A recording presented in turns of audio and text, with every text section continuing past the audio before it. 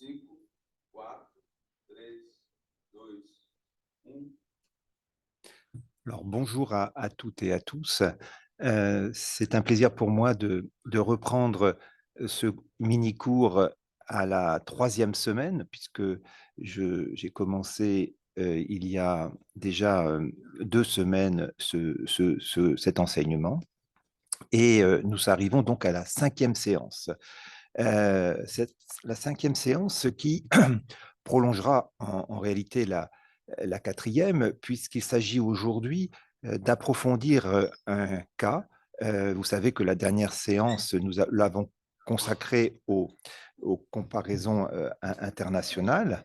Et aujourd'hui, nous allons aborder la réalité sud-américaine de l'attachement social. Nous avons vu notamment que les pays latino-américains sont proches du régime d'attachement familialiste. Je voudrais aujourd'hui essayer d'approfondir la question du familialisme. Je reprends donc, je vous remontre un petit peu la programmation de ce mini-cours tel que nous l'avons abordé jusqu'ici. Je vous rappelle que nous avons d'abord accordé la première séance à la question conceptuelle du tissage des liens sociaux, ce qui nous a conduit ensuite à examiner la question des inégalités à travers l'entrecroisement inégal des liens sociaux, ce qui m'a permis d'insister sur ce que j'appelle les anxiétés de l'attachement. La troisième séance a été consacrée aux liens sociaux, permettant justement d'analyser les luttes sociales contemporaines.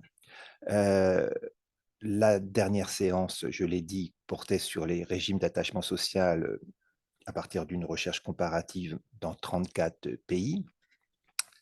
Et nous reprenons donc aujourd'hui plus spécifiquement la question concernant la réalité sud-américaine. Jeudi prochain, qui sera la dernière séance, j'aborderai la question de la théorie de l'attachement social en essayant de dégager les perspectives de recherche autour de cette théorie. Et je vous montrerai aussi ce que j'entends réaliser prochainement comme recherche dans le prolongement de cet ouvrage. Alors justement, comme vous le savez, ce mini-cours est organisé autour d'un livre qui s'intitule L'attachement social. Et donc, pour chacune des séances, je vous indique les différents chapitres qui renvoient à ce que je vais vous expliquer. Et là, en l'occurrence, les 2 chapitres qui concernent ce dont je vais vous parler aujourd'hui, c'est donc les chapitres 12 et 13. Et comme vous le savez, vous retrouvez ces chapitres sur le Moodle de l'université. Alors, je vais suivre aujourd'hui le plan suivant. Je voudrais arrêter j'entends le traducteur et ça me perturbe un tout petit peu. Je ne sais pas comment faire. Bon, je vais baisser.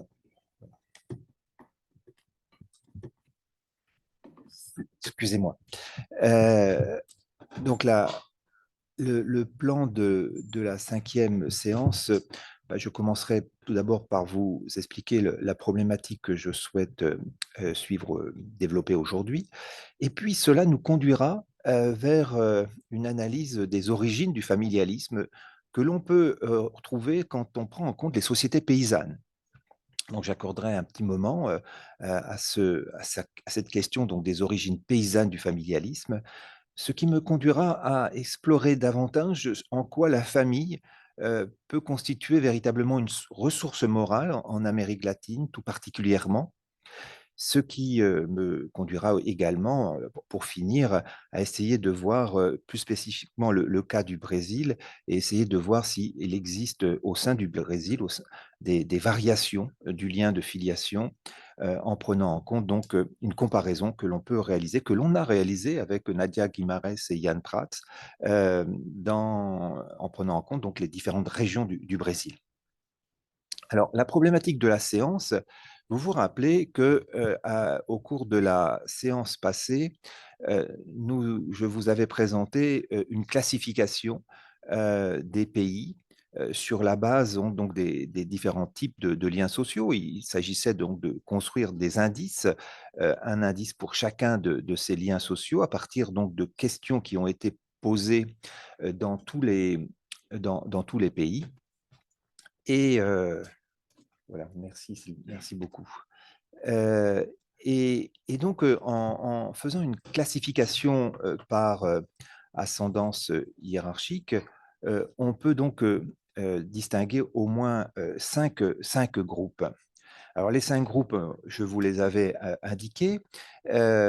Donc, on peut voir effectivement les indices pour chacun de ces clusters. Et vous voyez, j'ai repris en rouge les pays latino-américains qui se répartissent finalement entre 2 clusters. Le cluster 1, qui regroupe le Chili, la Colombie, le Salvador, le Guatemala, le Mexique, le Nicaragua et le Pérou, avec un indice de lien de filiation qui est très élevé comparativement aux autres indices de liens sociaux, ce qui permet de dire, selon le principe retenu pour qualifier les régimes d'attachement, qu'il s'agit bien d'un régime d'attachement familialiste. Et même, on pourrait dire familialiste plus plus, parce que l'écart entre cet indice de lien de filiation et les autres indices est très élevé. Le cluster 2 est aussi un régime, relève aussi d'un régime familialiste, parce qu'on voit très nettement que l'indice de lien de filiation est élevé, mais il l'est un peu moins que dans le premier. Et les autres indices sont également, notamment le lien de participation organique et le lien de citoyenneté, sont quand même un peu plus élevés que dans le cas du cluster 1. Alors, ce cluster 2 comporte beaucoup de pays, également, et 2 pays latino-américains qui sont donc l'Argentine, et le Brésil, qui se retrouvent donc, aux côtés de l'Estonie, de la Grèce, de la Hongrie, du Japon, de la Pologne, de l'Afrique du Sud, de la Corée du Sud, l'Espagne et de la Turquie. Alors, la question que je voudrais, poser aujourd'hui, c'est vraiment, ça correspond à une énigme. Comment se fait-il que les pays proches de la définition idéale typique du régime d'attachement familialiste se répartissent en 2 groupes distincts, l'un à dominante traditionnelle, l'autre à dominante moderne? Heu, Quand je parle à dominante moderne, c'est aussi parce qu'on a pu, dans la comparaison internationale, croiser, ces clusters avec, les différents indicateurs économiques et sociaux de développement.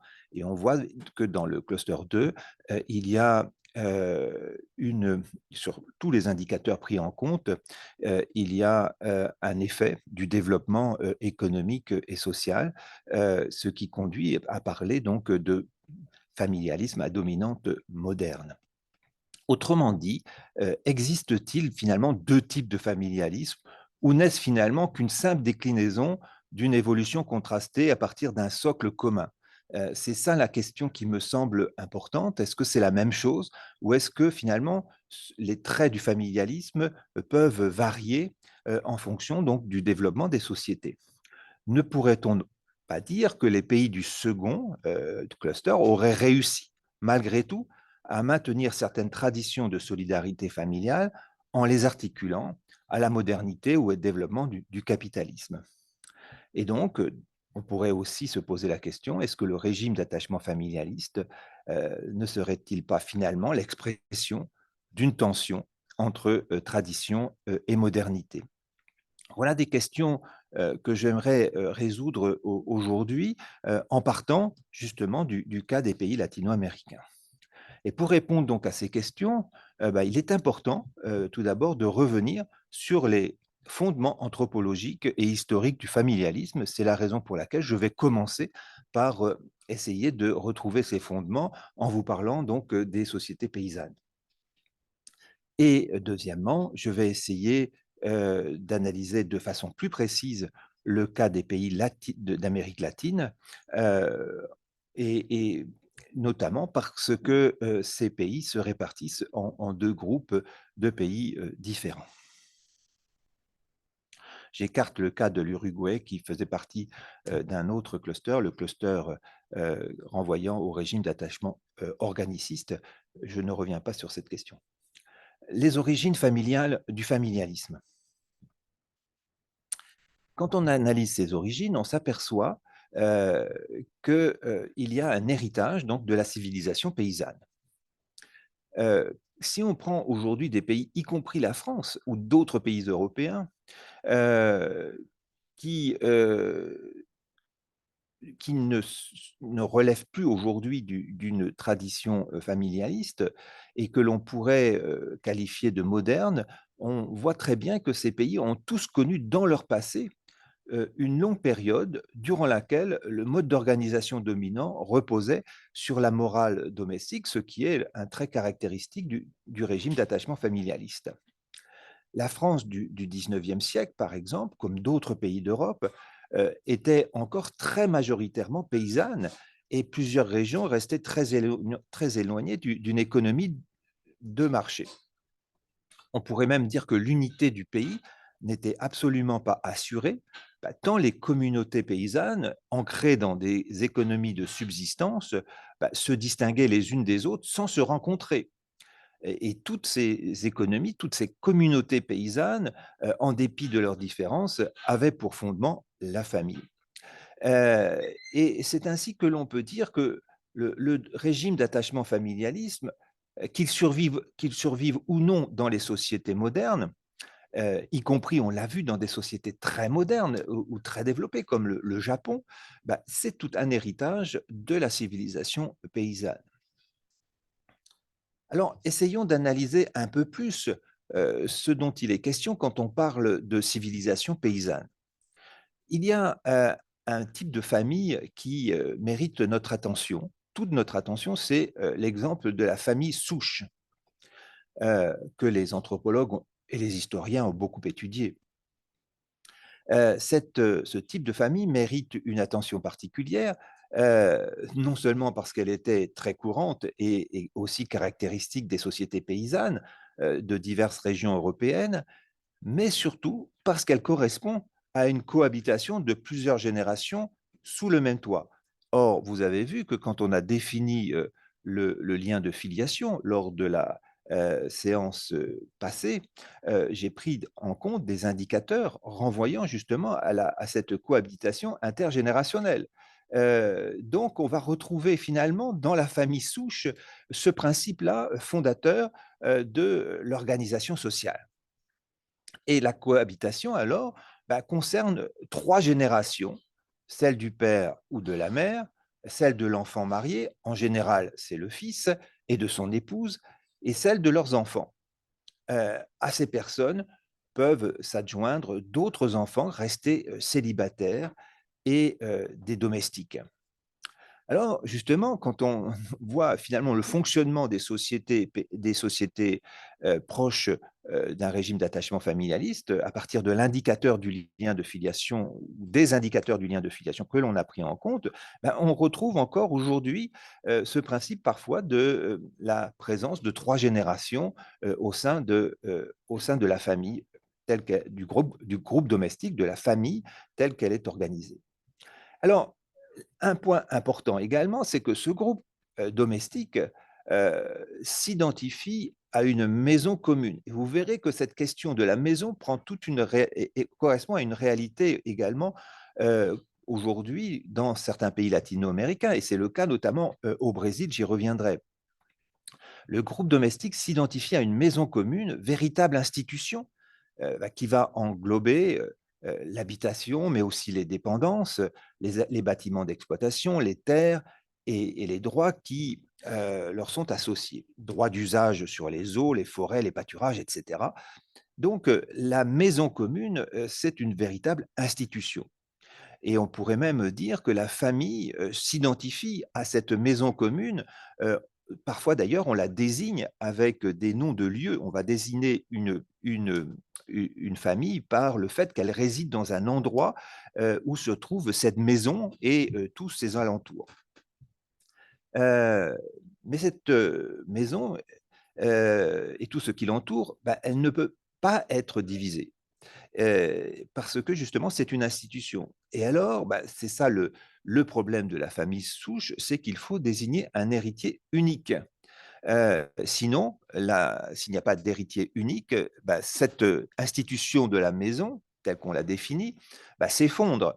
Et la règle générale veut que l'on désigne le fils aîné dans ce type de famille. Et les anthropologues, les historiens ont beaucoup étudié le sort des cadets. Bah, les quand on n'est pas le fils aîné, bah, qu'est-ce qu'on devient? Et ben, il faut trouver sa place ailleurs et ce qui pose évidemment parfois des problèmes, heu, considérables. Alors cette famille, elle est synonyme justement de solidarité. Alors, les historiens et les anthropologues ont montré qu'il existait en réalité plusieurs types familiaux. Si j'ai pris l'exemple de la famille souche, c'est un petit peu de façon idéale typique. En réalité, la réalité, elle est plus complexe, évidemment. Et il y existe des fortes variations d'une région à l'autre. Mais d'un système à l'autre, il apparaît que la famille est le plus souvent synonyme de sécurité. Elle est le lieu dans lequel s'exprime un principe de solidarité. Face aux aléas de la vie et aux calamités de toutes sortes, hein, les mauvaises récoltes, les épidémies, les guerres, c'est avant tout dans la famille que l'on s'entraide, que l'on se soutient mutuellement, que l'on travaille et partage le même toit, et la même cuisine. Heu et donc on pourrait, ainsi, voir que finalement, ce qui, constitue le principe d'organisation sociale, c'est bien, cette famille telle qu'elle repose, sur ce principe de solidarité. Et bien entendu, chaque système comporte sa part de contraintes, que les membres de la famille doivent accepter sous pression d'un contrôle social. Le contrôle social, c'est pas ne s'exerce pas à l'échelle, du village tout entier ou à l'échelle d'une région, à l'échelle de la nation. Dans ce type de famille, bah, le contrôle social, il s'exerce, à l'intérieur, du groupe domestique. Et il est exercé, de façon plus ou moins autoritaire. C'est-à-dire que ce principe de solidarité, on peut le louer, on peut dire que c'est formidable de s'entraider, mais en même temps, il impose des contraintes. Il faut le voir aussi comme quelque chose qui, peut conduire à priver les individus de liberté et d'autonomie. C'est un système extrêmement contraignant pour les individus qui composent le groupe. Et c'est aussi au sein de la famille que s'effectuent les principaux apprentissages. La socialisation, elle est familiale et elle se transmet, et elle se transmet de génération en génération et on pourra parler ainsi d'une mémoire collective qui se transmet. Alors, si vous retrouvez, certains tableaux de Millet, par exemple, où on représente ce groupe domestique dans des très belles, fresques où on voit effectivement une sorte d'harmonie qui règne. Je ne sais pas si vous avez en tête ces panneaux un peu, ces tableaux un peu bucoliques où on voit que, il y a une sorte de vie ensemble dans un monde qui pourrait être celui de la paix, du bonheur, entouré d'animaux, où les gens s'entraident. En fait, la réalité n'est pas aussi idyllique que ça, et les romanciers ont parlé, si vous prenez certains romanciers, ont parlé de la vie beaucoup plus difficile, parce que cette solidarité familiale, elle est imposée avant tout par la nécessité. Elle ne renvoie pas forcément à un monde, organisé autour de l'amour, entre les membres du groupe. Et l'américain, Eugène Weber, qui a travaillé beaucoup sur la société paysanne française, lui dresse effectivement un portrait peu bucolique des sociétés paysannes françaises, notamment, au 19e siècle, mais encore aussi, au tout début du 20e siècle. Et il nous dit ceci donc dans un livre que je vous recommande, qui est un livre formidable, qui s'intitule «La fin des terroirs», qui a été publié en 1983. Il indique clairement que la solidarité familiale reposait rarement sur l'affection ou l'égalité, mais sur la nécessité, le travail, la coexistence au sein d'une économie autarcique et de l'isolement social. La ferme ou le petit domaine assujettissait ses occupants au passé et à l'obligation d'assurer sa subsistance. Dans de telles conditions, le foyer devenait le centre de toutes les tensions familiales, mais des tensions en grande partie réprimées. C'est-à-dire que, en fait, c'est toujours la nécessité qui guide l'organisation sociale. Il faut il faut être réaliste et il n'y a pas forcément beaucoup de temps à consacrer à l'affection et au principe d'égalité. En fait, il y a des formes de hiérarchie et il y a des formes de domination au sein de ce groupe domestique et il faut les accepter parce qu'elles sont en quelque sorte imposées par la nécessité.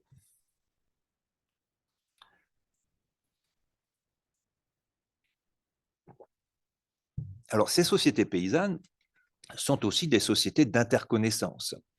Et le sociologue Henri Mindras, qui a étudié aussi beaucoup la société paysanne, et notamment il a écrit un ouvrage qui s'appelle La fin des paysans. C'était vraiment un, un, sociologue qui a consacré de nombreuses années à cette question de la paysannerie, de la fin, de la modernisation de la société française et la fin donc de la paysannerie.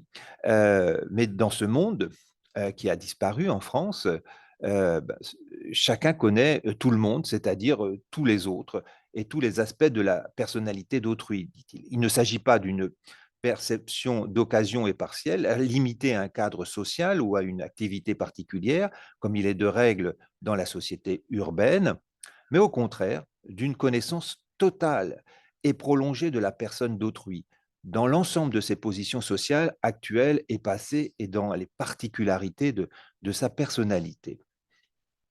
En réalité, tout le monde se connaît et tout le monde connaît véritablement de façon précise ce que sont véritablement les individus. Et si on les connaît, c'est parce que finalement, on les connaît sous leurs différentes fonctions. Mindras dit le père qui travaille son champ avec l'aide de son fils et de sa femme est dans cette besogne tout à la fois mari, père, propriétaire, travailleur, chef d'équipe, maître d'apprentissage, exploitant agricole. Tout effort pour distinguer les rôles spécialisés ferait violence à la réalité, la masquerait au lieu de l'analyser. Bref, on a ce que dirait Zimmel, le sociologue Zimmel reprenait l'idée de l'emboîtement des cercles sociaux pour parler de cette caractéristique. C'est-à-dire que dans un monde où les cercles sociaux s'emboîtent, eh ben, on connaît finalement l'individu sous ses différentes dimensions. C'est en quelque sorte l'individu total. On le connaît finalement dans sa vie privée, dans sa vie professionnelle, presque parfois même dans sa vie intime, car tout se décline comme un tout social. Dans les sociétés modernes, Zimmel avait remarqué qu'on a une disjonction des cercles sociaux, c'est-à-dire qu'on va désemboîter les cercles sociaux, c'est-à-dire que finalement l'identité d'un individu n'apparaît pas dans sa globalité d'emblée, c'est-à-dire que l'individu peut être une personne dans son cercle professionnel, une autre dans sa vie familiale, dans sa vie privée, une autre dans les clubs qu'il fréquente, dans les lieux où il participe à la vie sociale. Et donc, on ne connaît pas le tout d'une personne, on le connaît sous un angle qui correspond à une fonction qu'il exerce de façon précise. C'est ça la caractéristique d'une certaine modernité et qui offre finalement beaucoup plus d'autonomie aux individus. Dans les sociétés paysannes, tout s'emboîte et c'est la raison pour laquelle on peut parler donc de société d'interconnaissance. Alors, je voudrais insister sur deux grandes monographies villageoises qui constituent finalement le socle de la tradition anthropologique sur ces sociétés paysannes. Je vous encourage à lire ces monographies qui sont extrêmement précises et très convaincantes sur ce qu'est la civilisation rurale, paysanne. Alors, l'une a été réalisée par Julian Pitt Rivers en Espagne, en Andalousie, dans une commune qui s'appelle Grazalema. Et il a publié ce livre, The People of the Sierra, en 1954. Ça a été traduit ensuite euh, en espagnol. un pueblo de la Sierra, et le nom Grazalema apparaît alors très nettement dans l'édition espagnole. Alors, qu'est-ce que montre Julian Pitt Rivers? Il montre finalement cet esprit de village qui fonctionne sur un mode qu'on pourrait presque appeler un mode de solidarité mécanique, pour reprendre le concept de Durkheim, parce qu'effectivement, le village constitue une entité qui s'oppose finalement à tous les autres villages et au monde extérieur. Le village est en quelque sorte un ensemble social très organisé autour de la famille, mais ça va un peu au-delà, parce que il existe bien sûr des inégalités, il existe des grands patrons et puis des grands propriétaires et puis des domestiques, des personnes qui travaillent sous sa euh, sous la direction des personnes qui travaillent sous la direction de ces grands patrons, mais il y a une sorte de loyauté. On accepte finalement de défendre ces patrons, parce que finalement, on constitue un ensemble qui trouve sa place dans le fonctionnement donc de ces villages. Et ce qui caractérise aussi ce village Grazalema, alors je résume, hein, vous retrouverez, alors je le décris de façon plus précise que je ne le dis là dans le livre, l'attachement social. Dans le chapitre 12, vous trouverez des éléments de description que je ne peux pas reprendre de façon complète ici. Mais ce qui m'a beaucoup frappé aussi dans cette monographie, c'est que le village lui-même va s'opposer finalement au monde extérieur, et notamment à la nation, c'est-à-dire à l'État. Et chaque fois qu'il s'agit, par exemple, de dissimuler des revenus du village pour ne pas payer d'impôts, il y a toute une organisation qui se met en place. Et donc, on voit finalement l'organisation un peu du village contre l'État. C'est en quelque sorte une société qui fonctionne comme un tout et qui veut se préserver de toute l'inquisition, de tout le regard que peut porter l'administration sur l'organisation de ces villages. On va dissimuler par une partie de la production des moulins, parce qu'effectivement, on veut payer le moins possible d'impôts. Alors, tout le monde dans le village est tout à fait au clair sur ce mode de fonctionnement. Donc, on est là dans un mode finalement d'organisation qui implique finalement une certaine hostilité vis-à-vis du monde extérieur et vis-à-vis de l'État notamment. Alors, une autre monographie a été réalisée par un anthropologue américain qui est Banfield. Il a fait ce travail dans l'Italie du Sud, dans un village qui s'appelle Chiaromonte. Il a écrit ce livre en 1958, The Moral Basis of Backward Society, dans lequel il montre aussi un fonctionnement fondé sur la famille. Et il développe notamment le concept qui est à l'origine d'une controverse énorme, qui est le concept de familialisme amoral. Et alors, je me suis beaucoup intéressé à cette question, et vous en retrouverez beaucoup d'éléments dans le livre que j'ai, dans l'attachement social, toujours dans ce chapitre 12. Banfield, finalement, insiste sur un point, c'est que finalement, quand le mode d'organisation est fondé sur la famille, sur le principe familial, en réalité, il y a un certain désintérêt pour les affaires publiques, pour la cause publique. C'est la raison pour laquelle il parle de familialisme amoral, c'est-à-dire que en gros, les individus pensent d'abord à leurs propres intérêts familiaux et s'investissent absolument pas dans des organisations comme des coopératives, des organisations collectives, dans des services publics pour améliorer le développement de la commune. Là, on est dans un mode où finalement la commune ne va pas se développer parce que justement, précisément, selon Banfield, les individus sont repliés sur leurs intérêts familiaux. Alors, évidemment, beaucoup de sociologues, d'anthropologues, d'historiens ont discuté cette question. y compris d'ailleurs le sociologue américain Putnam, qui a beaucoup étudié cette question. Vous savez que Putnam a étudié l'Italie avant de se consacrer aux États-Unis et à développer le concept de capital social en prenant en compte le cas de l'Italie. Et donc, Putnam a été frappé aussi par le fait que, justement, quand le familialisme est très présent, il y a une sorte de désintérêt pour la cause publique, une faiblesse de la société civile telle qu'on peut l'organiser, telle qu'on peut la penser à travers le mouvement associatif, par exemple. Alors, j'ai voulu en savoir plus sur ce village et à l'occasion d'une conférence qu'on m'avait demandé de faire à l'université de Naples, j'ai proposé aux sociologues italiens qui m'avaient invité d'aller avec eux visiter ce village qui se situait à une centaine de kilomètres de Naples. Alors, nous y sommes allés et c'était pour moi une très, très belle expérience.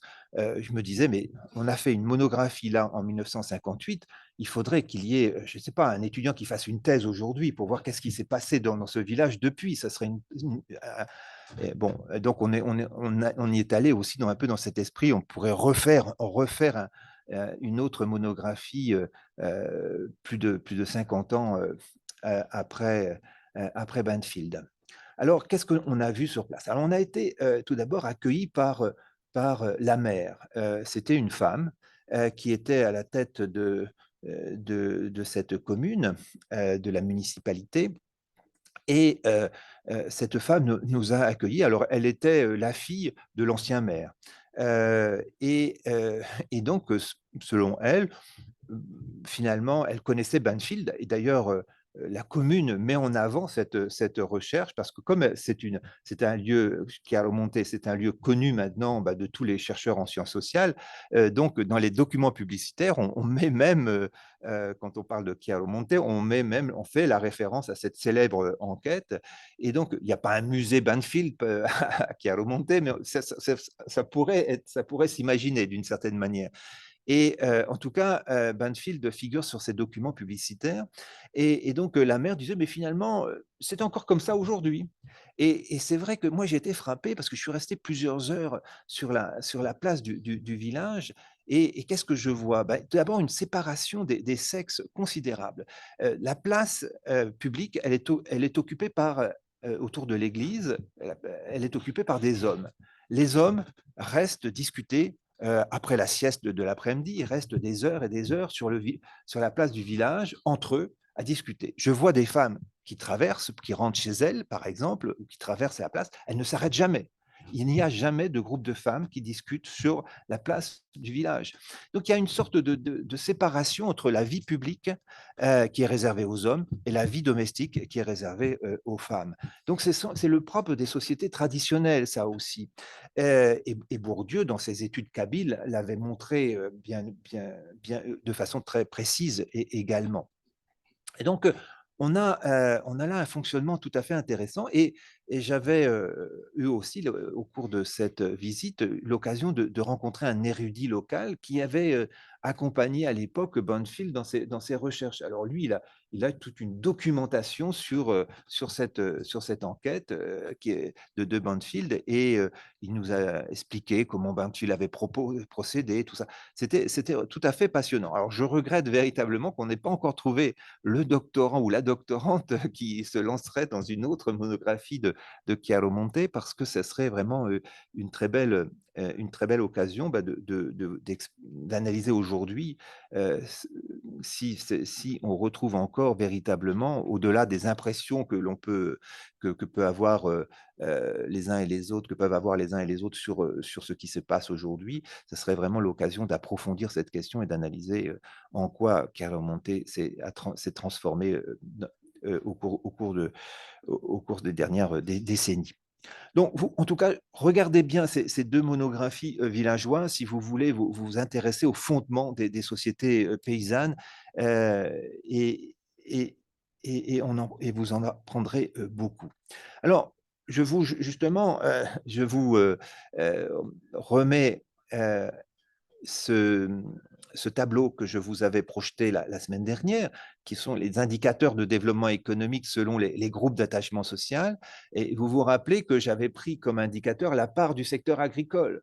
Et effectivement, vous retrouvez que la part du secteur agricole est beaucoup plus élevée dans le premier cluster familialisme plus, et qu'il décline au fur et à mesure que l'on se rapproche du cluster qui renvoie au groupe d'attachement universaliste.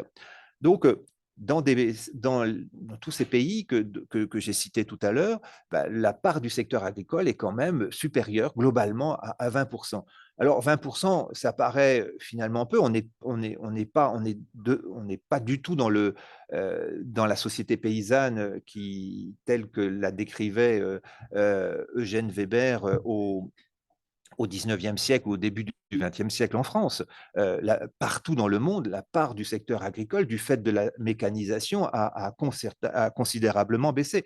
Mais ça reste quand même très élevé, plus de 20% dans ce cluster, ce qui signifie quand même que ce sont des sociétés qui restent encore aujourd'hui davantage agricoles que dans les autres pays. Voilà le premier point que je voulais traiter aujourd'hui.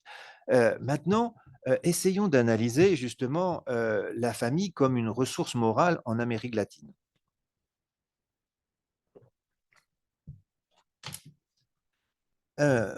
Prenons la représentation de la famille tout d'abord comme une cellule de base de la société. Moi, ce qui m'a beaucoup frappé, j'ai essayé je suis tombé un peu par hasard un jour sur la constitution d'un des pays latino-américains. Et puis, j'ai vu effectivement que dans la constitution, on parlait de cellules de base de la société. Alors, j'ai essayé de voir, mais finalement, est-ce qu'on va retrouver cela dans les différentes constitutions des pays latino-américains? Et en tout cas, on peut constater que les constitutions de plusieurs pays latino-américains entendent mentionner la famille comme véritablement la cellule de base de la société. C'est un peu comme s'il fallait protéger en même temps les droits de la personne et de la famille, autrement dit, comme si la personne ne pouvait être envisagée indépendamment de son ancrage familial. Et donc, ça m'a semblé vraiment important de le souligner. C'est-à-dire que vous voyez qu'il ne s'agit pas simplement d'une croyance que la famille est importante dans les différents groupes sociaux, c'est que même dans la définition, dans les traits de chacun des États, dans la définition constitutionnelle de ces États, on mentionne ce fait. Alors, on peut prendre deux exemples. La Constitution du Chili, il est dit que les personnes naissent libres et égales en dignité et en droit. La famille est le noyau fondamental de la société. Quand on dit ça, ce n'est pas anodin, si vous voulez. On ne trouvera pas ça dans les constitutions des pays européens aujourd'hui, parce qu'effectivement, on ne croit plus du tout à ce principe que la famille, c'est le principe de base de la société, la cellule de base, parce qu'effectivement, on considère qu'il y a d'autres cellules qui sont au moins aussi importantes que la famille. Si on prend la constitution du Pérou, j'aurais pu prendre, vous reverrez dans le livre, je donne d'autres exemples, la communauté et l'État protègent en particulier l'enfant, l'adolescent, la mère et les personnes âgées en situation de négligence. Ils protègent également la famille et encouragent le mariage. Ils reconnaissent ce dernier comme naturel et fondamental pour la société. Là, ça va encore plus loin, c'est que le mariage lui-même est considéré comme fondamental. Euh, dans, dans les sociétés européennes, en France, dire que le mariage est considéré comme naturel et fondamental apparaîtrait comme quelque chose de relativement en dehors, complètement en décalage par rapport à la façon dont on se représente aujourd'hui la possibilité de vivre comme on veut sans forcément avoir recours au mariage. Alors, je me suis posé la question, mais pourquoi la famille, en tant qu'institution dans les pays latino-américains, est-elle aussi vénérée? Et là, je vais vous faire part de ce que j'ai pu observer au cours de ces dernières années, lors de mes séjours à la fois au Brésil, au Chili, en Argentine. Euh, et j'en suis arrivé à me dire que c'est parce qu'elle est considérée comme le fondement le plus légitime de la réussite personnelle. Le bonheur individuel n'est jugé accessible que par l'intermédiaire du groupe familial. Euh, En fait, quand vous discutez souvent avec euh, des latino-américains, d'ailleurs que vous êtes, pour la plupart d'entre vous, vous remarquerez que finalement, on se décrit à travers finalement sa famille. Et ça, c'est quelque chose de... Et on essaye de montrer souvent la face positive de la famille, c'est-à-dire la réussite de la famille. C'est quelque chose de très important. Et en fait, la réussite personnelle passe par la réussite familiale. Quelque chose qui m'a beaucoup frappé aussi, c'est la notion de sacrifice. Euh, Parce que cette notion de sacrifice est souvent évoquée pour louer les mérites de tel ou tel membre de la famille qui a consacré sa vie au service de ses proches. Donc, on va valoriser ce dévouement. Euh, et il s'agit donc le plus souvent d'une question d'honneur. Déroger à cette obligation familiale, à ce sens de l'honneur familial, peut faire l'objet d'une très forte réprobation sociale. L'accepter en y mettant toute son âme est digne de respect. Et je voudrais vous donner un exemple. Alors, ça vaut ce que ça vaut, si vous voulez, mais ça me semble quand même un exemple très significatif. C'est l'exemple d'un étudiant chilien en France qui avait obtenu une bourse d'études pour faire sa thèse en France, une bourse du gouvernement chilien, comme d'autres étudiants latino-américains viennent parfois en France faire leurs études avec une bourse de leur propre pays. Mais cet étudiant chilien me disait que je constatais en fait, il travaillait avec moi et je constatais qu'il vivait dans une grande précarité et ça m'étonnait. Je me disais, mais il était obligé de travailler, de faire des petits boulots pour survivre au quotidien. Et je ne comprenais pas, ça devenait un mystère pour moi. Donc, il n'avait pas le temps de se consacrer comme il le fallait à sa thèse. Et après, il m'a expliqué, mais en fait, mon allocation, ma bourse, je la donne finalement à ma mère qui est souffrante. Et je ne peux pas laisser ma mère dans la souffrance.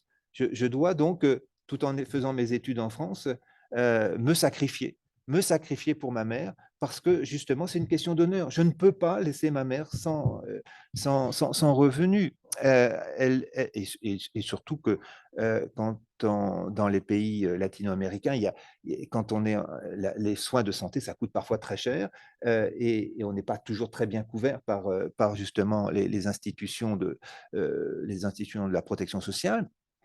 Si bien que cet étudiant chilien a vécu dans la précarité pour justement une question d'honneur et pour venir en aide avant tout à sa mère. Et je dirais que ce qui m'a aussi beaucoup frappé, c'est que la mère, en particulier, fait l'objet d'une admiration sans limite. Vous allez me dire, voilà encore un cliché, euh, peut-être, mais je ne crois pas, parce que j'ai essayé je mets dans le livre beaucoup d'exemples qui m'ont frappé. Euh, En fait, le dévouement pour ses enfants lui vaut finalement toutes les reconnaissances, non seulement de ses enfants, mais aussi de la communauté dans laquelle elle est insérée. Et ce rôle de la mère me semble véritablement fondamental. Alors, vous allez me dire, mais ça, c'est un peu partout dans le monde. Sauf que il y a des différences de degrés quand même, et dans la valorisation de la mère. Alors, je me suis là aussi à l'occasion d'une des conférences que j'ai pu donner, notamment à l'université de Cordoba en Argentine, j'étais resté quelques jours à Cordoba et il se trouvait que cette conférence se situait à proximité de la date de la fête des mères. Et donc, je me suis promené dans les rues de Cordoba. Et qu'est-ce que je vois? Effectivement, je vois des vendeurs un peu à la sauvette, comme on en voit beaucoup dans les pays latino-américains. Et puis, à cette occasion, ils avaient étalé sur le sol plein de posters et je voyais que l'on se référait à la mer dans ces posters et que l'on mettait en avant la bonté de la mère, son sacrifice pour ses enfants, etc. Et donc, il y avait ces posters, j'ai compris que c'était à l'occasion de la fête des mères qu'on vendait ces posters, c'était cartonné, c'était des beaux posters, hein, que c'était cartonné, que ça pouvait être affiché finalement dans les maisons, que en tout cas ça s'offrait à l'occasion de la fête des mères. Et qu'est-ce que l'on voit finalement aussi dans sur ces cartons? Peut-être que ça va vous sembler complètement habituel et ça ne vous paraît pas surprenant.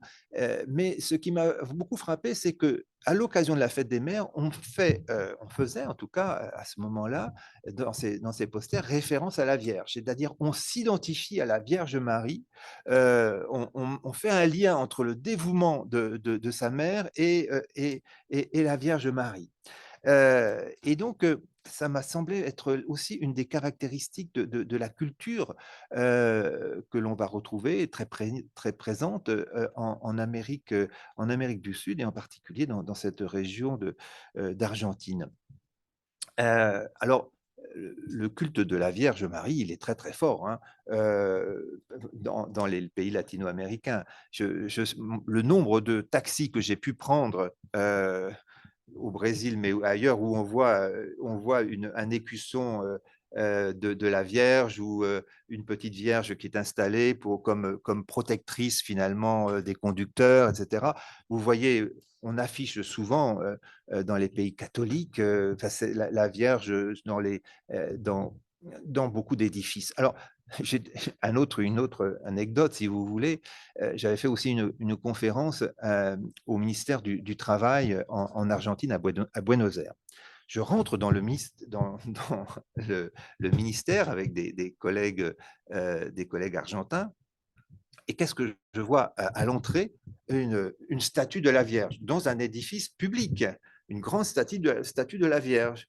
Je me dis, mais je dis à mes collègues, ça me surprend un petit peu, la Vierge ici, ça me semble, nous en France, on est tellement habitués entre il y a une séparation stricte entre le monde, entre l'espace religieux et l'espace public, que ça me semble un peu curieux. Il n'y a pas de signes religieux dans les édifices publics en France, c'est interdit. Et donc là, ça me semblait vraiment quelque chose d'original, pour le moins. Et je fais état de ma surprise à mes collègues argentins qui me regardent d'un air presque ahuri. Et ben quoi? Où est le problème? Ça leur semblait tellement naturel qu'ils ne se posaient absolument pas cette question. Donc ça montre... Alors, en Argentine, c'est un peu particulier parce que le culte de la Vierge, j'ai cru comprendre qu'on le mettait finalement aussi en relation avec quand même le passé de l'Argentine et notamment le culte d'Eva Perón. Eva Perón a joué un rôle tellement important, elle a été aussi la protectrice des travailleurs dans ce pays, et donc on fait certainement un lien entre la Vierge et Eva Perón dans ce pays. Il y a un culte de la... Si vous voyez, les murs, les édifices portent souvent, sont à l'effigie de cette Eva Perón, un peu comme si c'était la Vierge des Latino-Américains. Bon, je ne vais pas plus loin dans mes observations, mais j'ai essayé de montrer donc comment donc cette famille peut être, en tant qu'institution, est vraiment vénérée en Amérique du Sud, en Amérique latine.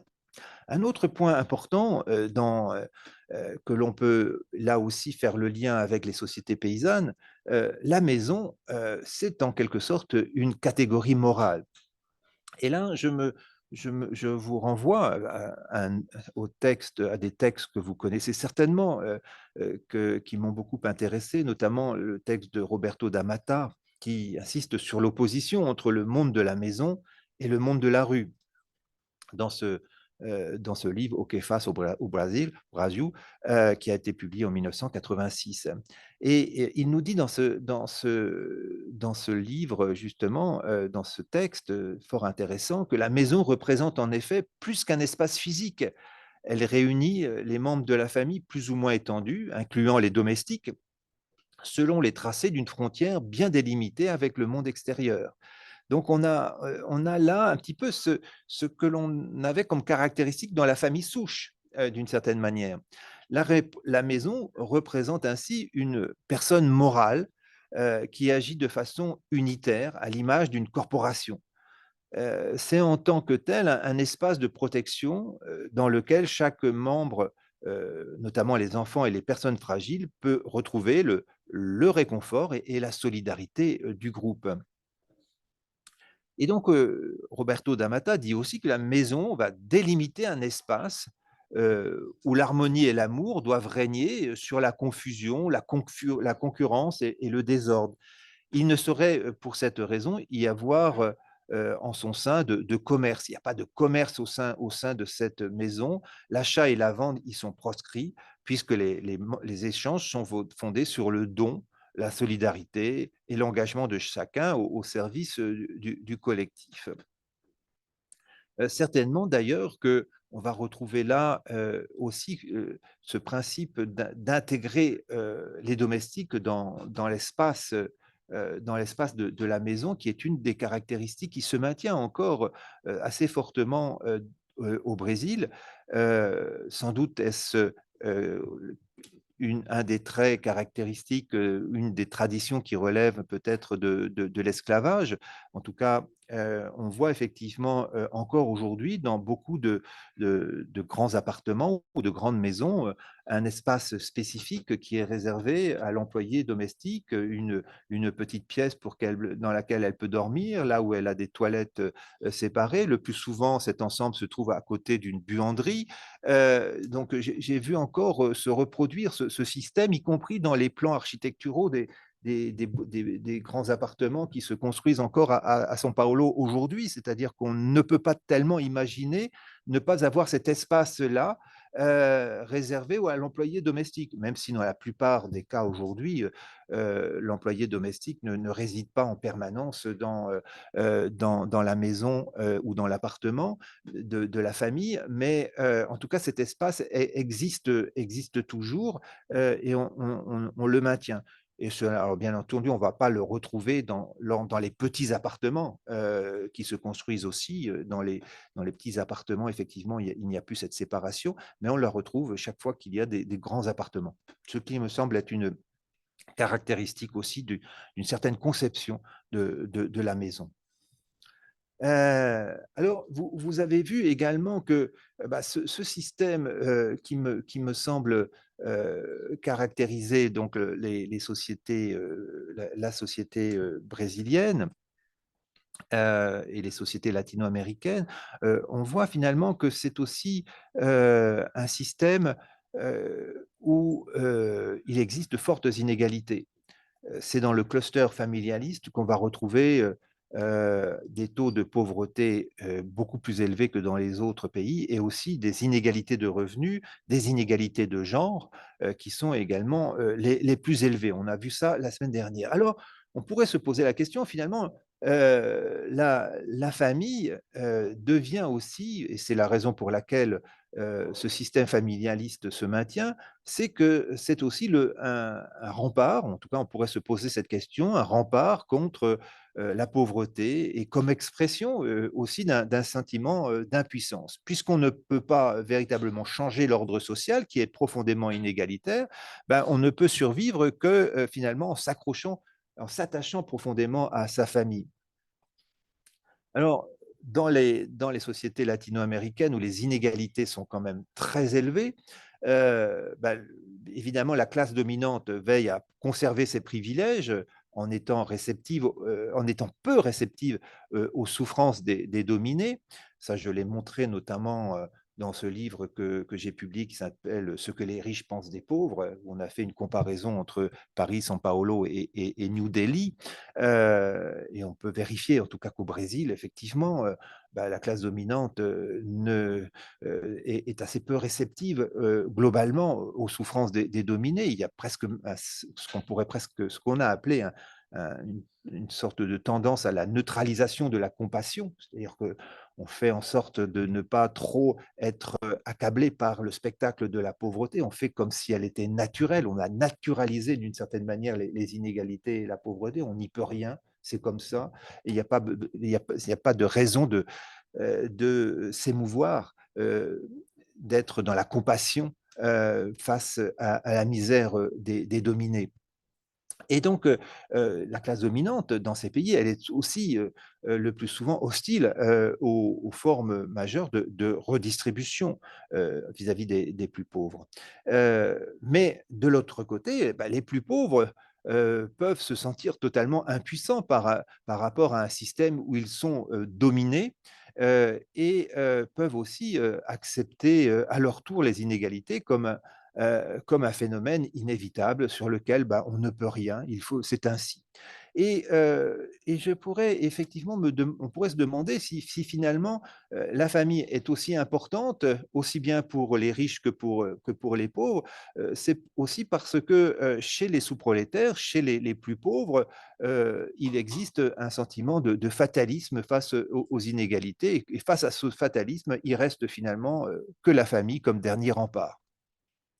Alors, j'ai dans mes travaux, y compris dans mon livre «La disqualification sociale», qui est le premier livre que j'ai édité, j'avais parlé beaucoup des travaux d'Oscar Lewis et de son concept de culture de la pauvreté. Je n'y reviens pas, mais j'ai repris, et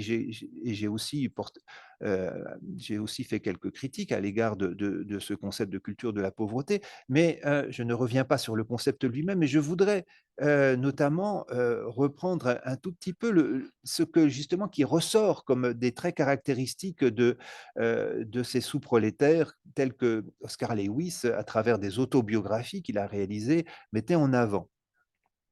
Car finalement, les personnes interviewées vont parler dans les travaux d'Oscar Lewis, et notamment dans Les enfants de Sanchez, une autobiographie d'une famille mexicaine, et aussi dans ce livre Pedro Martinez, Un paysan mexicain et sa famille, dans La Vida, qui est aussi un grand livre sur une famille portoricaine dans une culture de pauvreté. Donc, ces personnes interviewées vont finalement parler de leur pauvreté sans se faire aucune illusion sur la possibilité d'un meilleur avenir. Moi, ce qui me frappe, c'est la mise en avant finalement d'un certain fatalisme. Tout leur semble bloqué. Ainsi, donc, Manuel, le fils de la famille Sanchez, par exemple, de Mexico, qui a 32 ans au moment de l'entretien, au moment de cette biographie, de son autobiographie, tient un discours sur les inégalités d'un fatalisme à couper le souffle. Il dit ceci: ce qu'il y a, c'est qu'il n'y a pas d'égalité ici. Tout est disproportionné. Les riches sont très riches, les pauvres sont honteusement pauvres. Regardez, quand un homme riche fait une orgie, un de ces fiestas ou réceptions que donnent les milliardaires à Lomas, en une nuit, ils dépensent des sommes qui suffiraient à nourrir un asile d'orphelins pendant un mois. Donc, ces inégalités sont choquantes, mais face à ces inégalités-là, l'individu pauvre semble être face à une situation qu'il ne peut absolument pas envisager de changer. Donc, il accepte d'une certaine manière ces inégalités sous la forme d'un fatalisme à couper le souffle. Alors c'est là qu'on pourrait parler peut-être justement des ressources néanmoins dont disposent les plus pauvres qui vivent dans ces quartiers populaires. Et je voudrais vous citer ici parmi d'autres, hein, je cite le chapitre 13 de mon livre plusieurs recherches qui portent sur ces questions, mais le livre récent du sociologue argentin Ariel Wilkes, qui est un collègue qui vient souvent en France et avec qui j'ai pu échanger, notamment aussi à Buenos Aires dans son université, il a essayé justement de développer ce concept de capital moral, notamment à partir des observations ethnographiques qu'il a pu faire dans un quartier de Buenos Aires, dans la banlieue de Buenos Aires. Il a étudié ce qu'il appelle le pouvoir moral de l'argent. Il a publié ce livre d'abord en anglais, il a été traduit en français. Je crois aujourd'hui qu'il doit être aussi traduit et disponible en espagnol. Alors, je crois qu'il faut vraiment insister sur justement cette dimension de capital moral, parce qu'aux yeux des habitants de ce quartier pauvre étudié par lui, ce qui compte avant tout, c'est l'esprit de famille, une combativité face à l'adversité. Un et peu importe finalement si l'argent gagné est en partie illicite. Parce que ce qu'il observe, c'est qu'il y a une frontière entre le légal et l'illégal, le formel et l'informel, qui est relativement poreuse. Ce n'est pas elle qui détermine le capital moral de la famille. Une autre hiérarchie de valeurs existe dans le quartier et ce qu'il appelle finalement le capital moral. Alors c'est intéressant parce que justement dans ce capital moral, il y a ressurgi véritablement la notion de famille, cet esprit de famille.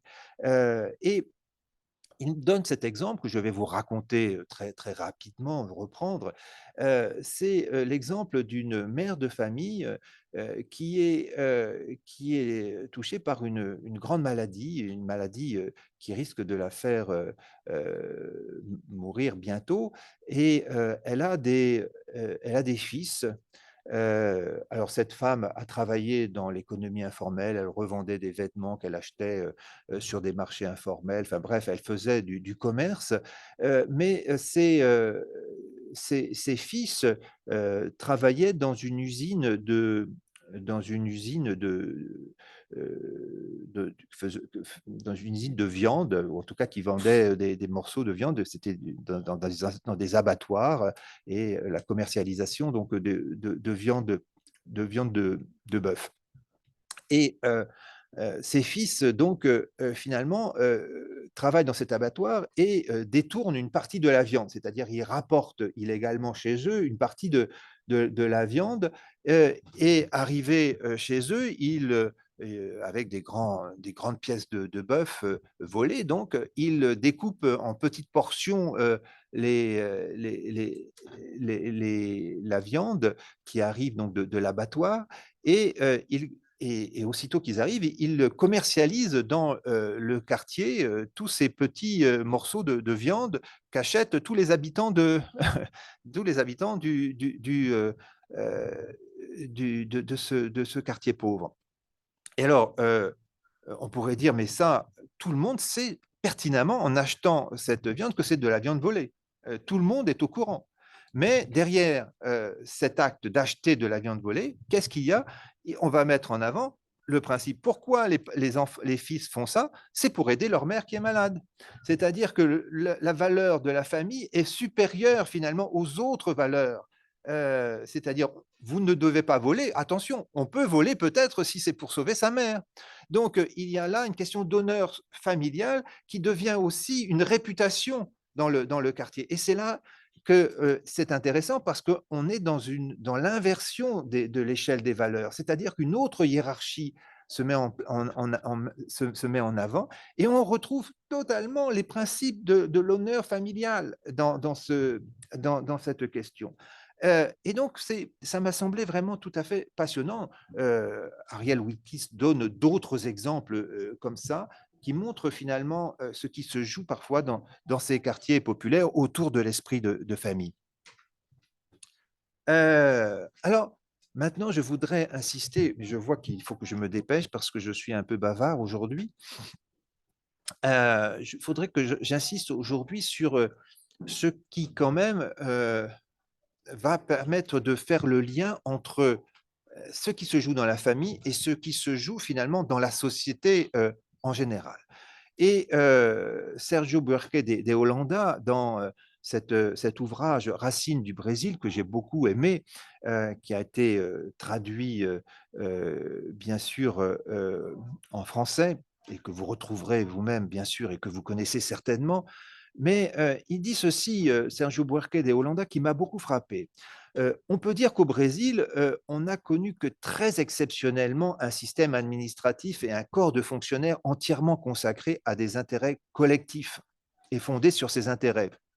On peut au contraire suivre tout au long de notre histoire la constante prédominance des volontés particulières qui trouvent leur milieu dans des cercles fermés, peu enclins à une organisation impersonnelle.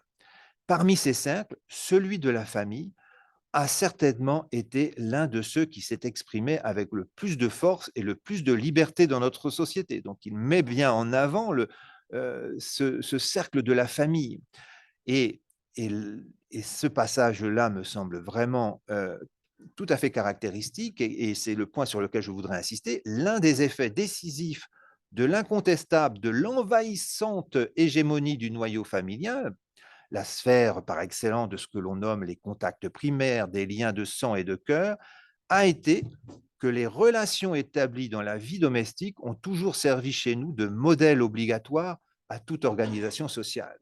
C'est-à-dire que, en gros, c'est non pas l'État qui prime la famille, mais c'est la famille qui prime l'État et tous les autres intérêts. Et ça, c'est du fait de cette envahissante hégémonie du noyau familial. C'est-à-dire que c'est le principe même du familialisme, c'est-à-dire que ce noyau familial, cette morale domestique, avec tout ce qui se joue dans ce noyau familial, ça a des effets sur les autres sphères qui sont en quelque sorte presque conquises par cette morale domestique qui devient envahissante. Et c'est la priorité, c'est-à-dire que chacun veille finalement à ses intérêts familiaux en priorité. Alors, si vous essayez de mettre ça en relation finalement avec ce qui se joue, si la famille prime l'État dans les pays latino-américains, c'est aussi parce que on cherche toujours à favoriser les membres de sa famille avant tout. C'est par exemple quand il s'agit de recruter une personne, on va essayer justement de faire jouer le réseau familial pour alors, il n'y a pas qu'au Brésil et dans les pays latino-américains que qu'on le voit, mais ça joue davantage encore dans ces pays. Et Emmanuelle Barrozet, qui est une collègue chilienne, française, qui vit au Chili depuis très longtemps, qui est sociologue à l'Université du Chili, elle avait fait sa thèse sur ce qu'on appelle le compérage et sur les formes de solidarité chez les classes moyennes chiliennes. Et elle montrait justement que la pratique du compérage s'est imposée comme une façon commode d'accéder plus facilement à divers avantages et de permettre la constitution d'un vaste réseau de connexions au sein de l'administration. Autrement dit, d'accroître son capital social, d'autant plus efficace que ces pratiques ne sont pas objectivées et par conséquent peu ou pas décriées. C'est-à-dire que chacun essaye de faire valoir ses propres intérêts. Quelqu'un qui a déjà une place dans l'administration fera tout pour justement faire rentrer d'autres personnes dans l'administration pour justement favoriser avant tout les intérêts de sa famille élargie. Et donc, en élargissant cette question, on pourrait dire que le fonctionnaire latino-américain n'est donc pas ce personnage neutre et mu par l'intérêt général, comme vous savez que Durkheim a décrit les fonctionnaires comme devant être des fonctionnaires complètement mus par l'intérêt général. Durkheim allait même jusqu'à dire que les fonctionnaires ne devraient pas être syndiqués, parce qu'effectivement, dans sa conception républicaine, il fallait que les fonctionnaires représentent l'intérêt supérieur de l'État et se débarrassent de tous leurs intérêts privés. Et donc, il doit être un personnage neutre. Mais on en est très loin, on en est très loin aussi en France, hein, rassurez-vous, mais on en est encore peut-être plus loin dans le cas latino-américain, parce que on voit effectivement que ce fonctionnaire, ce type idéal du fonctionnaire est un personnage engagé, sans doute soucieux d'exercer honnêtement son travail. Il ne s'agit pas de contester la légitimité de son travail, mais qui n'est jamais totalement détaché de ses liens familiaux et amicaux, est toujours en alerte pour tirer profit à titre personnel de sa position centrale dans l'administration et en faire bénéficier ses proches, qui en retour pourront lui rendre également un service le moment venu. Donc on est là dans un système où finalement prime avant tout, y compris dans la sphère publique, les intérêts de la famille. Et le sens de l'honneur, c'est justement cette idée de pouvoir faire passer les intérêts de ses proches, parce qu'effectivement, c'est considéré comme ce que l'on attend de plus d'une personne dans la vie sociale. Et donc, le familialisme, ce n'est pas simplement ce qui se joue dans la sphère domestique, c'est ce qui se joue aussi dans les institutions et dans la vie quotidienne. Les intérêts de la famille pénètrent en quelque sorte les institutions. Donc, face aux faibles perspectives de promotion qui leur sont offertes et au caractère limité du système de protection sociale, bah, les plus pauvres recherchent de façon prioritaire dans leur réseau de parenté ou de proches des ressources matérielles et morales pour survivre. Et donc, la famille va imprégner les représentations collectives, y compris dans les instances juridiques. Si le lien de filiation est si prépondérant, c'est aussi parce que sa force normative a pour effet de se répandre dans les autres sphères de la morale en les détournant, au moins partiellement, de leur logique formelle. Je vais vous donner un autre exemple qui implique la justice.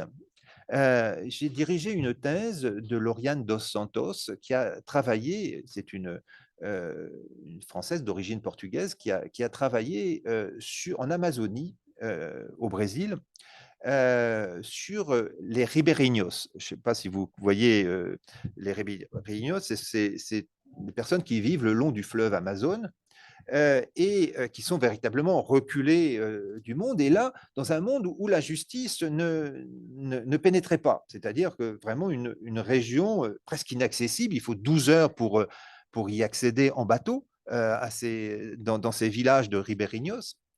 Et ces dernières années, le Brésil a toutefois, pour remédier à cette question, a trouvé la possibilité de mettre à disposition des bateaux qui vont se rendre pour rendre la justice dans ces zones. Et donc, il y a des juges qui viennent donner la justice, rendre la justice finalement, traiter les affaires de la justice dans ces zones-là. Donc, alors, on perd effectivement tout le protocole. Les juges, effectivement, ne sont pas en robe noire, vont rendre la justice sur le bateau.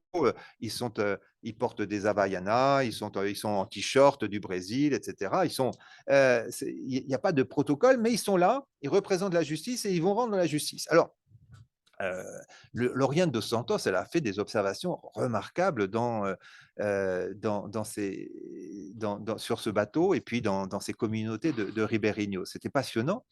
Et elle a filmé même, et on a fait, on a ici, il y a quelques années, dans un séminaire qu'on a organisé à la HUSP avec Nadia Guimarães, on avait organisé un petit séminaire sur les liens sociaux et donc Lauriane dos Santos avait fait passer son petit documentaire sur une scène où on voyait comment procédait la justice à partir d'un cas. Il s'agissait de deux sœurs dont l'une accusait formellement l'autre de tous les maux, elle l'accablait de tous les parce qu'elle considérait que c'était une prostituée qui s'occupait pas bien de ses enfants, etc. Donc il y avait là un problème de justice entre eux, une forme de discrimination, très très forte, et donc la juge, en l'occurrence il s'agissait d'une femme qui intervient dans la famille,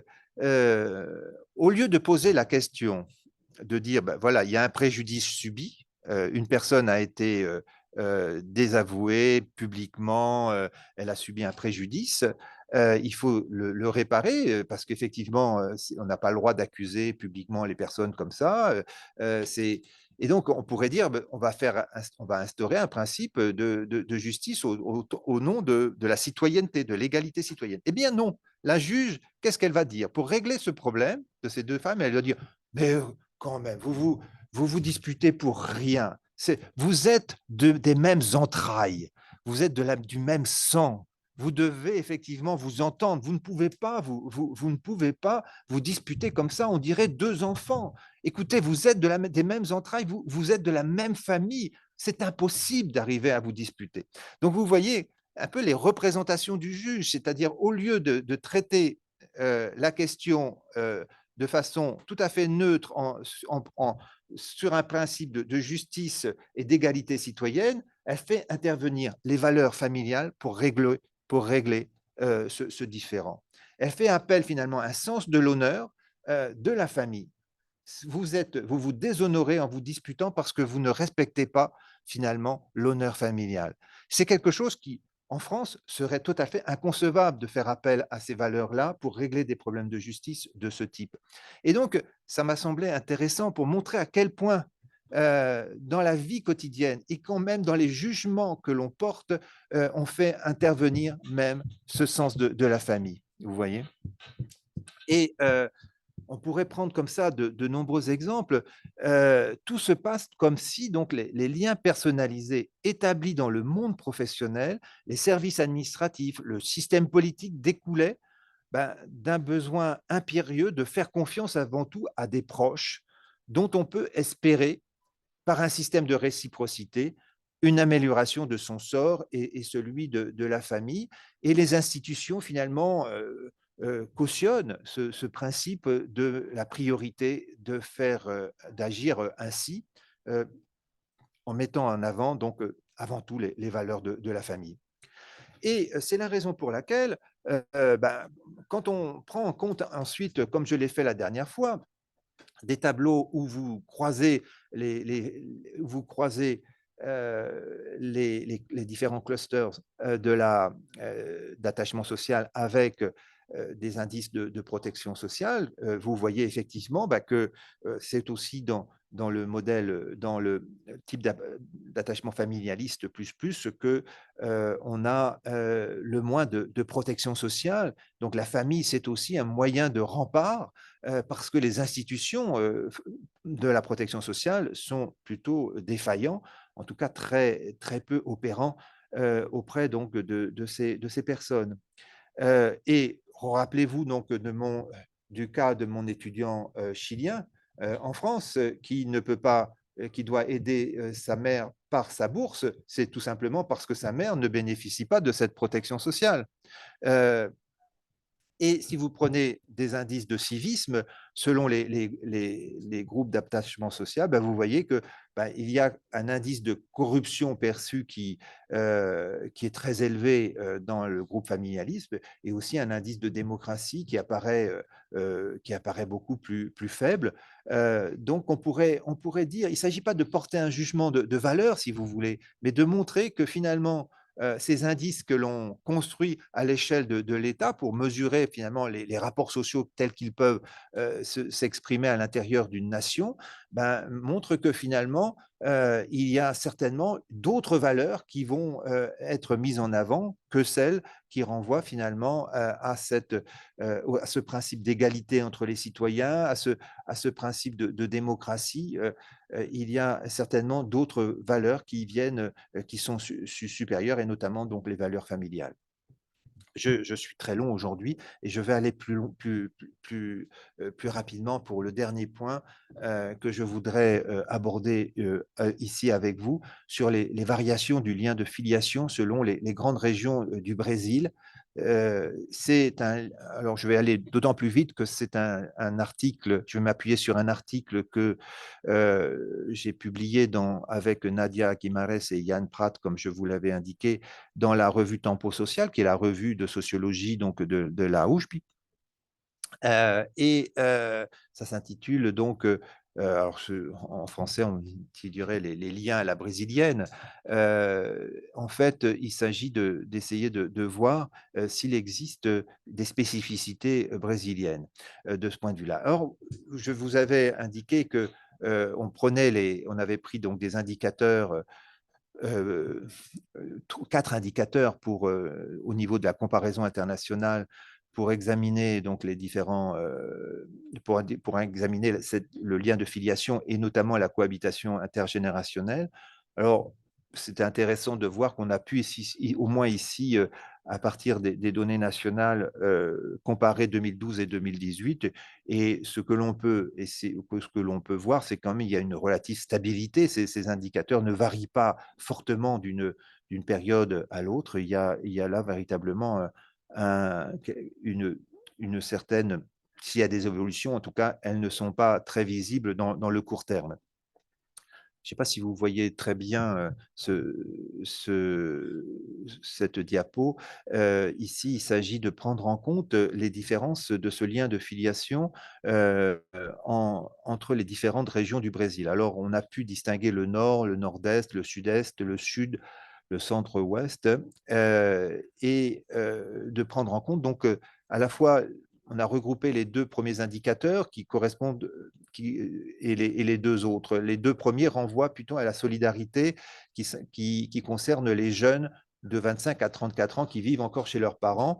Et le 3 et le 4, c'est les indicateurs qui renvoient à la solidarité qui concerne plutôt les 75 ans et plus, c'est-à-dire les personnes vieillissantes qui sont encore à l'intérieur d'une famille composée d'enfants ou en tout cas de plusieurs personnes.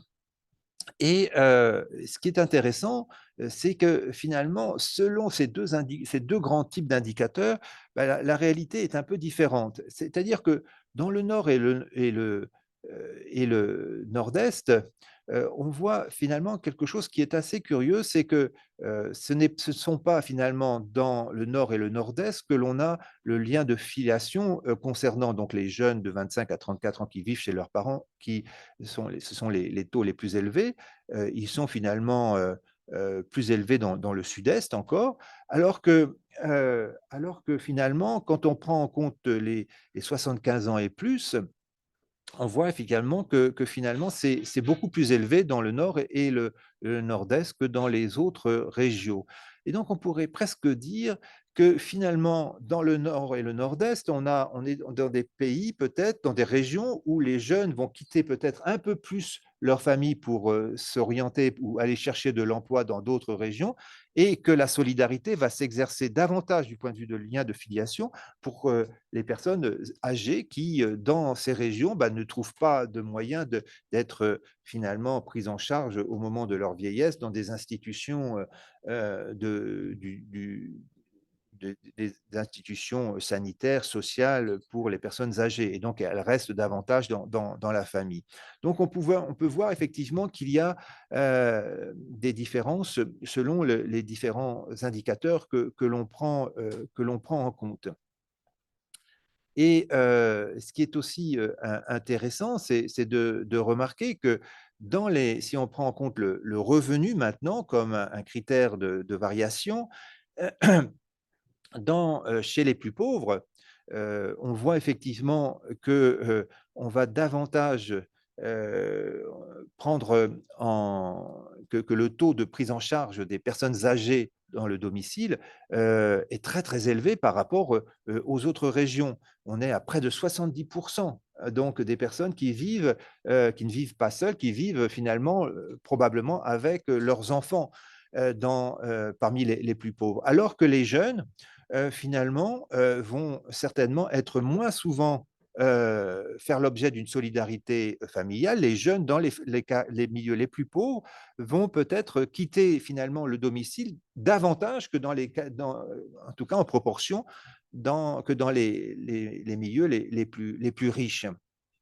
Et on pourrait dire effectivement que, parmi les plus riches, vous voyez que c'est même, croissant, hein. C'est intéressant de voir que, c'est probablement dans les milieux les plus riches que l'on fait aussi des études supérieures, ce qui pourrait expliquer que dans les familles les plus riches, on, reste plus longtemps dans sa famille parce que l'on peut être aidé, parce qu'il y a des moyens. On vit dans des espaces plus grands, généralement des appartements plus grands ou des maisons plus grandes qui peuvent permettre aux enfants de rester longtemps, faire leurs études chez leurs parents, etc.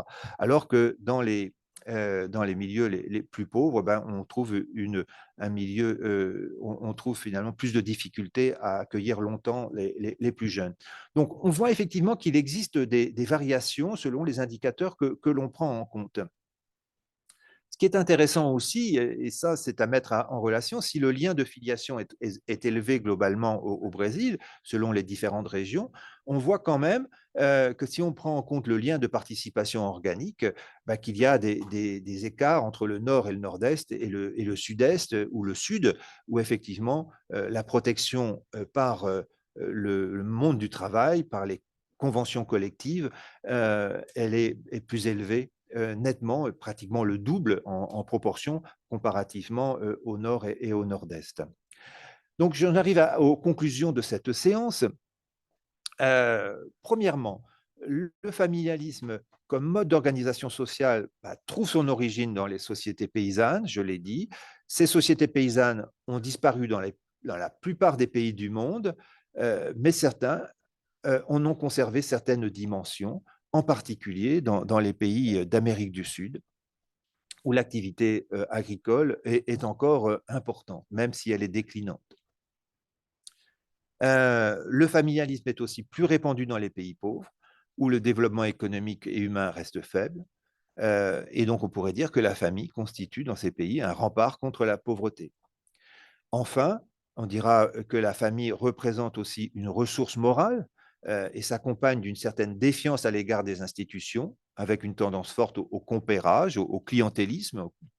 J'aurais pu développer davantage cet aspect du clientélisme, mais vous verrez qu'il est présent aussi dans le chapitre 13 de mon ouvrage. Et le familialisme peut également se maintenir dans des régions, dans des pays ou des régions plus développées, comme le Brésil ou l'Argentine, y compris dans les quartiers pauvres. Mais il existe toutefois au Brésil des différences significatives selon les grandes régions, ce qui est aussi l'avantage de ce type d'analyse, qui permet effectivement de faire une analyse globale à l'échelle de la nation tout entière et en même temps de pouvoir tenir compte, quand les indicateurs le permettent, les variations que l'on peut observer selon les grandes régions. Je vous remercie de votre attention. Et excusez-moi un petit peu d'avoir été un peu long dans mon exposé et je m'excuse aussi auprès du traducteur que je n'ai pas épargné aujourd'hui.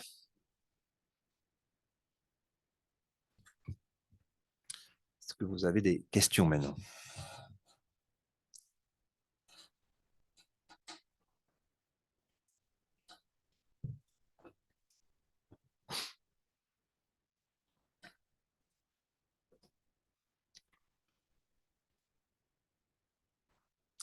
Bon, pas de questions.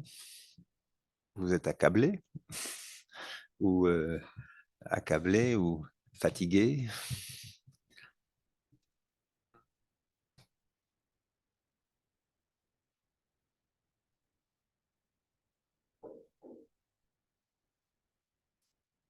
On n'insiste pas. On se donne rendez-vous jeudi prochain.